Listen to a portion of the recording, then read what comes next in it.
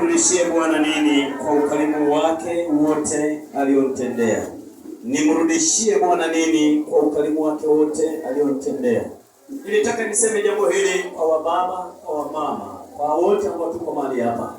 Ni nani anatamani, ni nani anafurahia kuona mabaya yakitokea kwake? Ninaposema jambo hili na kabisa hayupo hata mmoja. Bwana libarikiwe. Sote kama wazazi, sote kama vijana wa kike na wa kiume na watoto ambao bado hawajafika, kila mmoja moyo wake kwamba unatamani na yeye siku moja litokee jambo hili kwenye maisha yake. Haijalishi atasoma mpaka afike vyuo vya wapi, lakini akitimisha atatamani jambo hili litokee.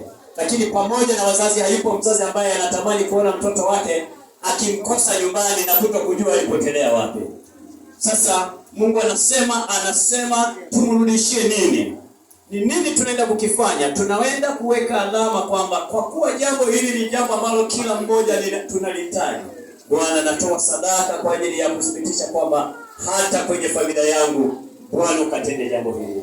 Kama ni binti atatoa, manaka na jingomanisha na madhabahu kwamba hata mimi kwenye maisha yangu litokee jambo hili.